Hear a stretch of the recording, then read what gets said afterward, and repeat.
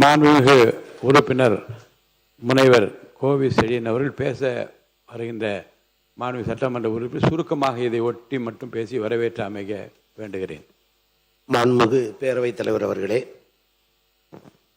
வெண்டாடி வேந்தர் தந்தை பெரியாரை வணங்குகிறேன். காஞ்சியின் மன்னன் கடமை கண்ணியம் கட்டுப்பாட்டை கற்றுத்தந்த பேராசான் அறிஞர் அண்ணாவை வணங்குகிறேன். என்னை கடலில் தூக்கி எறிந்தாலும் நான் கட்டுமரமாக வதைப்பேன், நீங்கள் சவாரி செய்யலாம் என்று தியாக உள்ளத்தோடு வாழ்ந்த முத்தமிழறிஞர் மூதறிஞர் டாக்டர் கலைஞர் அவர்களை வணங்குகிறேன். எங்கள் இயக்கத்தின் தலைவர் ஓய்வறியா உடைப்பாளி அண்ணன் தளபதி மு.க. ஸ்டாலின் அவர்களை வணங்குகிறேன். எங்களை இயக்குகிற தலைவர் எதிர்க்கட்சி தலைவர் எங்கள் ஆருயிர் அண்ணன் உதயநிதி ஸ்டாலின் அவர்களை வணங்குகிறேன். மாண்புமிகு பேரவைத் தலைவர் அவர்களுக்கும் முதலமைச்சர் அவர்களுக்கும் அமைச்சர் பெருமக்களுக்கும் முன்வரிசை தலைவர்களுக்கும் அனைத்து சட்டமன்ற உறுப்பினர்களுக்கும் என்னை 2011, 16, 21, 26 4 முறை திருவிடைமருதூர் தொகுதியிலிருந்து தேர்வு செய்து அனுப்பிய எனது தொகுதி மக்களுக்கும் மனமார்ந்த நன்றியை சொல்லி, பேரவைத் தலைவர் அவர்களே, முதலமைச்சர் அவர்களால் கொண்டு வரப்பட்டிருக்கிற தமிழ்தாய் வாழ்த்து பாடல் குறித்த தனி தீர்மானத்தை திராவிட முன்னேற்ற கழகத்தின் சார்பில் நான் வழிமொழிகிறேன், ஆதரிக்கிறேன். இந்த சொற்றொடரை நான் பயன்படுத்துவதற்கு காரணமாக இருந்த எங்கள் ஆருயிர் அண்ணன் கழகத்தின் தலைவர் தளபதி அவர்களுக்கும், வாய்ப்பினை வழங்கிய எதிர்க்கட்சி தலைவர் ஆருயிர் அண்ணன் உதயநிதி ஸ்டாலின் அவர்களுக்கும், சட்டப்பேரவை துணைத் தலைவர் மற்றும் கொறடா அவர்களுக்கும் திராவிட முன்னேற்ற கழகத்தின் சார்பில் நன்றியை தெரிவித்துக் கொள்கிறேன். மனோன்மணியம் சுந்தரனார் எழுதிய தமிழ்தாய் வாழ்த்து பாடல் 1891 தாயிரம் என்ற பாடலோடு எழுதப்பட்ட வரிகள். அருமையான சொற்றொடர்கள். இன்றும் இளமை குறையாத மொழி தமிழ் மொழி என்பதை நிரூபித்த பாடல். இப்பாடல் 1970 முதலமைச்சர் தந்திருக்கிற தனி தீர்மானத்தின்படி 11/3/1970 தமிழ்தாய் வாழ்த்து பாடல் அரசு நிறுவனங்களில், பள்ளிகளில், கல்லூரிகளில், பொது நிறுவனங்களில், பல்கலைக்கழகங்களில் பாடிட வேண்டும் என்று அந்த பாடலை முதலில் அரசாணை வெளியிட்டு இதுதான் தமிழ்தாய் வாழ்த்து பாடல் என்று பாட வைத்த தலைவர் முத்தமிழறிஞர் அன்பு தலைவர் டாக்டர் கலைஞர் அவர்கள். தமிழ் மொழிக்கென்று சில சிறப்புகள் உண்டு. தாயை பழித்தவனை யார் தடித்தாலும் விடேன், தமிழை பழித்தவனை தாய் தடுத்தாலும் விடேன் என்று வீர பெருமை பேசுகிற தமிழர்களாகிய நாம் இன்னைக்கு தமிழ்தாய் வாழ்த்து பாடலுக்கு 3ஆம் இடம் என்று சொல்லுகிற பொழுதுதான் மிகுந்த இதை அறிந்த முன்னாள் முதலமைச்சர் எங்கள் கழகத்தின் தலைவர் ஆருயிர் அண்ணன் தளபதி அவர்கள் முதலமைச்சர் வடித்திட்ட அந்த தனி தீர்மானத்தில் குறிப்பிடப்பட்டுள்ள தேதியின்படி 2021 டிசம்பர் 12 கட்டாயம் தமிழ்தாய் வாழ்த்து பாடல் பாட வேண்டும் என்று அரசாணை வெளியிட்டு அதனை நிலைநிறுத்திய பெருமையும் திராவிட முன்னேற்ற கழகத்தை சாரும். அது மட்டுமின்றி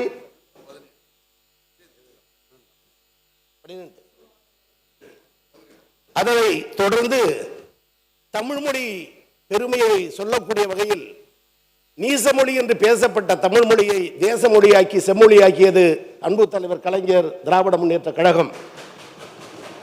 உலகத்தமிழ் மாநாட்டை நடத்தி உலகிற்கு தமிழின் பெருமையை சொன்னது அன்பு தலைவர் கலைஞர் திராவிட முன்னேற்ற கழகம். சென்னையில் செம்மொழி தமிழாய்வு நிறுவனத்தை கொண்டு வந்து தமிழ் மொழி சிறக்க அரிய பல பணிகளை செய்தது திராவிட முன்னேற்ற கழகம். கரந்தையில் பாடப்பட்ட அந்த தமிழ்ச்சங்க பாடல் இன்றைக்கு மனோன்மணியம் சுந்தரனார் பல்கலைக்கழகத்தில் வெந்த புண்ணில் வேல் என்பதை போல எந்த பாடலை இந்த உலகுக்கு யாத்து தந்தாரோ அந்த பல்கலைக்கழகத்தில் தாய்மொழியின் அடையாளமாக இருக்கிற தமிழ்தாய் வாழ்த்து பாடல் 3ஆம் இடம் தள்ளப்பட்ட வேதனை அனைத்து கட்சிகளும் கண்டித்த நிலையில் எங்கள் கழகத்தின் தலைவர் கடுமையான முறையில் கண்டித்தார், எதிர்த்தார். அதற்கும் ஒரு செயல் வடிவம் கொடுக்கக்கூடிய வகையில் தான் இன்றைக்கு தனி தீர்மானத்தை நாம் கொண்டு வந்திருக்கிறோம் என்பது இந்த சட்டப்பேரவை என்றைக்கும் நினைத்து பார்க்கும். எனவே இந்த நேரத்தில் திராவிட முன்னேற்ற கழகத்தின் சார்பில் ஆதரிக்கிற இந்த நேரத்தில் தமிழ்நாடு என்று பெயர் மாற்றம் தந்தது அண்ணா திராவிட முன்னேற்ற கழகம். தமிழ்தாய் வாழ்த்து பாடலை கொண்டு வந்தது கலைஞர் திராவிட முன்னேற்ற கழகம். அதை சட்டப்படி கொண்டு வர வேண்டும் என்று ஆணை பிறப்பித்தது தளபதி மு.க. ஸ்டாலின் திராவிட முன்னேற்ற கழகம். அதை தொடர் ஓட்டமாக எடுத்து சென்று அதை கட்டி காக்கின்ற பெருமை எங்கள் எதிர்க்கட்சி தலைவர் அண்ணன் உதயநிதி ஸ்டாலின் திராவிட முன்னேற்ற கழகம். இவ்வளவும் சிறப்புகளை தமிழ் மொழிக்கும் தமிழ்தாய் வாழ்த்து பாடலுக்கும் திராவிட முன்னேற்ற கழகத்தின் சார்பில் ஆதரிக்கிறோம். ஆனால் அடிக்கடி மாறப்படுகிற இந்த சூழலை மாற்றிட மாண்பு முதலமைச்சரும் இந்த அவையும் பேரவைத் தலைவரும் அதை சட்டமாக்கி தந்தால் எவரும் இந்த தவறுக்கு துணை போக மாட்டார்கள். அதற்கு நிலையான உறுதியான இரும்புத்தன்மையான அதிகாரம் கிடைக்கும் என்ற நிலையில் ஆதரிக்கிற அதே நேரத்தில் சட்டமடமாக்கி தாருங்கள் என்ற வேண்டுகோளை வைத்து திராவிட முன்னேற்ற கழகத்தின் சார்பில் வரவேற்று அமர்கிறேன். வணக்கம். மாண்புமிகு முன்னாள் முதலமைச்சர் திரு எடப்பாடி கே பழனிசாமி அவர்கள். மாண்புமிகு பேரவைத் தலைவர்களே, தமிழ் தாய் வாழ்வு குறித்து அரசின் தனி தீர்மானத்தை மாண்பு முதலமைச்சர் அவர்கள் இங்கே முன்மொழிந்திருக்கின்றார்கள். அது குறித்து அனைத்து இந்திய அண்ணா திராவிட முன்னேற்ற கழகத்தின் சார்பாக எனது கருத்தை தெரிவிக்கின்றேன். தமிழ் மொழியின் பெருமையும் தமிழர்களின் பண்பாட்டு அடையாளத்தையும் நிலைநிறுத்தும் வகையில் தமிழ்நாட்டில் உள்ள கல்வி நிறுவனங்கள், பல்கலைக்கழகங்கள், அரசு அலுவலகங்கள், பொதுத்துறை நிறுவனங்கள் உள்ளிட்ட பொது அமைப்புகளின் நிகழ்ச்சிகள் தொடங்குவதற்கு முன்பு தமிழ்தாய் வாழ்த்து கட்டாயமாக முதலில் பாடப்படும் என்பது உலகெங்கும் வாழும் தமிழர்கள் அனைவரையும் உணர்வாகும். தமிழ்தாய் வாழ்த்து வெறும் பாடல் அல்ல, தமிழ் மொழியின் தொன்மை மொழி. அது நமது மொழியின் பெருமை, நமது பண்பாட்டின் அடையாளம், உலகெங்கும் வாழும் தமிழர்களின் உணர்வு ஒன்றிணைக்கும் தமிழன்னைக்கான மரியாதை. தமிழ் மொழியின் வளர்ச்சிக்கும் தமிழர்களின் பண்பாட்டு அடையாளத்தை பாதுகாப்பதற்கும் எங்கள் இயக்கம் தொடர்ந்து வரலாற்று சிறப்புமிக்க பங்களிப்பை செய்துள்ளது. 1968ஆம் ஆண்டு சென்னையில் 2வது உலக தமிழ் மாநாட்டை அண்ணா அவர்கள் நடத்தினார்கள். 1981ஆம் ஆண்டு மதுரையில் 5வது உலக தமிழ் மாநாட்டை பொன்மனச்செம்மல் புரட்சித் தலைவர் எம்ஜிஆர் அவர்கள் நடத்தினார்கள். 1995ஆம் ஆண்டு தஞ்சாவூரில் 8வது உலக தமிழ் மாநாட்டை இதே புரட்சித் தலைவர் அம்மா அவர்கள் நடத்தினார்கள். தமிழின் பெருமையை உலக அரங்கிற்கு எடுத்துச் சென்றார்கள். இம்மாநாடுகள் தமிழ் மொழி குறித்து உலகளாவிய ஆய்வுகள் வளர்வதற்கு பெரும் பங்களிப்பை செய்தன. மாண்புமிகு புரட்சித் தலைவர் எம்ஜிஆர் அவர்கள் தஞ்சாவூரில் தமிழ் பல்கலைக்கழகத்தை உருவாக்கி தமிழ் மொழி, இலக்கியம், வரலாற்று, கல்வெட்டில், தொல்லியல் மற்றும் பண்பாடு குறித்து ஆய்வுகளுக்கு நிரந்தரமான அறிவுத்தளத்தை ஏற்படுத்தினார். அந்த பாரம்பரியத்தின் தொடர்ச்சியாக அம்மாவின் அரசு 1956இல் நடைபெற்ற மாநிலத்தின் மொழிவழி மறு சீரமைப்பு குறிக்கும் வகையில் 2019ஆம் ஆண்டு நவம்பர் 1 தமிழ்நாடு நாள் என்று அரசு விழா கொண்டாடப்படும் என்று அறிவித்ததை இத்தருணத்தில் நினைவு கூற கடமைப்பட்டிருக்கின்றேன். கீழடி உள்ளிட்ட பல்வேறு இடங்களில் தொல்லியல் அகழ்வாய்வுகள் தொடர்ந்து நடைபெற்று அதற்கு நிதியும் ஆதாரம் வழங்கப்பட்டு தமிழரின் தொன்மையான நாகரிகம் குறித்து சான்றுகள் உலகிய செய்யப்பட்டன. எனவே உலகத் தமிழ் மாநாடுகள் முதல் தமிழ் பல்கலை வரை, தமிழ்நாடு நாள் முதல் தொல்லியல் ஆய்வுகள் வரை தமிழ் மொழியின் வளர்ச்சிக்கும் தமிழர் வரலாற்றின் பெருமைக்கும் தொடர்ந்து பங்களித்த இயக்கம் அனைத்து இந்திய அண்ணா திராவிட முன்னேற்ற கழக இயக்கம் என்பதை பெருமையோடு இந்த அவையில் பதிவு செய்கின்றேன். தமிழ்தாய் வாழ்த்து பாடப்படுவது யாருக்கும் எதிரான நடவடிக்கை அல்ல. அது தமிழுக்கு நாம் செலுத்தும் மரியாதை, நமது தாய்மொழிக்கு செலுத்தும் வணக்கம், தமிழர்களின் பண்பாட்டு அடையாளத்தின் வெளிப்பாடு. தேசப்பற்றும் மொழிப்பற்றும் ஒன்றுக்கொன்று எதிரானது அல்ல. நாம் இந்தியர்கள் என்பதில் பெருமை கொள்கின்றோம். நாம் தமிழர் என்பதில் அதே அளவு பெருமை கொள்கின்றோம். அரசியலில் நமக்குள் 1000 கருத்து வேறுபாடுகள் இருக்கலாம். ஆனால் தமிழ் என்று வரும்போது நாம் அனைவரும் தமிழர்கள். தமிழின் உரிமை என்று வரும்போது இந்த பேரவை ஒரே குரலில் ஒலிக்க வேண்டும். அந்த அடிப்படையில் தமிழ்நாட்டில் அமைந்திருக்கும் அனைத்து கல்வி நிறுவனங்கள், பல்கலைக்கழகங்கள், அரசு அலுவலகங்கள், பொதுத்துறை நிறுவனங்கள் உள்ளிட்ட பொது அமைப்பின் நிகழ்ச்சிகளிலும் நிகழ்வு தொடங்குவதற்கு முன் தமிழ்தாய் வாழ்த்து கட்டாயம் முதலில் பாடப்பட வேண்டும் என்ற இந்த அரசின் தனி தீர்மானத்தை அனைத்து இந்திய அண்ணா திராவிட முன்னேற்ற கழகத்தின் சார்பாக முழு மனதோடு ஆதரிக்கின்றேன். தமிழ் வாழ்க, தமிழர் வாழ்க, தமிழ்நாடு வளர்க. நன்றி, வணக்கம். மாண்புமிகு உறுப்பினர்களுக்கு ஒரு வரலாற்று செய்தியும் நான் இங்கே குறிப்பிடுவது பொருத்தம் என்று கருதுகின்றேன். தமிழ்தாய் வாழ்த்து 1970ஆம் ஆண்டில் இருந்து பாடப்பட்ட அந்த வரலாற்று செய்தியோடு இந்த மாண்புமிகு பேரவையில் 1991ஆம் ஆண்டு தான் முன்னாள் முதலமைச்சர் புரட்சி தலைவி ஜெயலலிதா அம்மா அவர்கள் முதலமைச்சராக இருந்தபோது முதலையாக பேரவையில் தமிழ்தாய் வாழ்த்து பாடிதான் தொடங்க வேண்டும் என்கின்ற அந்த நடைமுறை பின்பற்றப்பட்ட அந்த வரலாற்று செய்தி இங்கே குறிப்பிடுவது பொருத்தம் என்று கருதுகின்றேன்.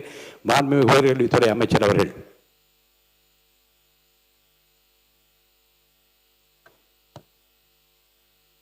மாண்புமிகு பேரவைத் தலைவர் அவர்களே,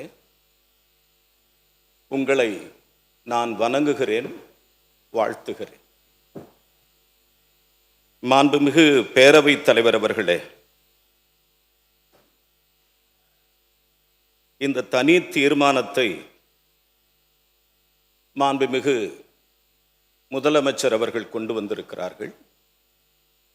அந்த தீர்மானத்தை நாம் அனைவரும் ஒருமனதாக ஏற்றுக்கொள்ள வேண்டும் என்கிற முக்கியமான செய்தியை மாண்புமிகு முதலமைச்சர் அவர்கள் தன்னுடைய தனி தீர்மானத்தை சபையிலே வைத்திருக்கிறார்கள்.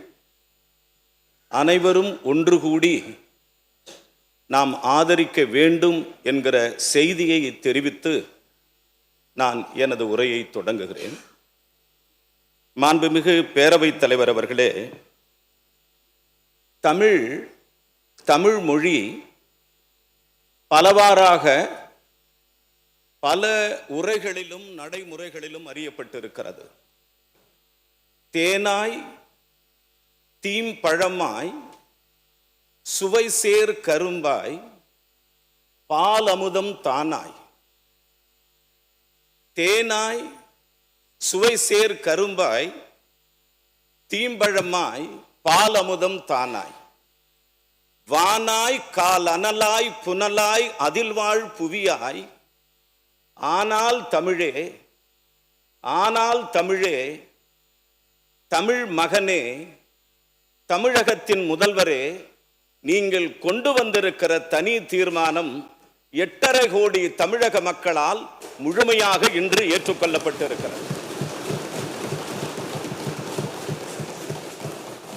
தேனாய் தீம்பழமாய் சுவைசேர் கரும்பாய் பாலமுதம் தானாய் வானாய் காலன் 8.5 கோடி தமிழக மக்களால் முழுமையாக இன்று ஏற்றுக்கொள்ளப்பட்டிருக்கிறது. தேனாய் தீம்பழமாய் சுவைசேர் கரும்பாய் பாலமுதம் தானாய் வானாய் கால் அனலாய் புனலாய் அதில் வாழ் புவியாய். ஆனால் தமிழே, எங்களுக்கு ஆறுதல் தந்தாய் தமிழே, தமிழக முதல்வரே என்று மீண்டும் ஒரு முறை உங்களை வாழ்த்துகிறேன், பாராட்டுகிறேன், கடமைப்பட்டிருக்கிறேன். இந்த அவை சான்றோர்கள், அறிஞர் பெருமக்கள், அவையோர்கள், முன்னாள் முதலமைச்சர்கள், பல்வேறு தலைவர்கள் இந்த அவையிலே உரையாற்றி இருக்கிறார்கள். ஆனால் இந்த அவையிலே உயர்கல்வித்துறையினுடைய அமைச்சர் என்கிற முறையில் எனக்கு வழங்கப்பட்டிருக்கிற வாய்ப்பை நான் பெருமையாக பார்க்கிறேன். மாண்புமிகு பேரவைத் தலைவர் அவர்களே, இந்த தமிழ்த்தாய் வாழ்த்து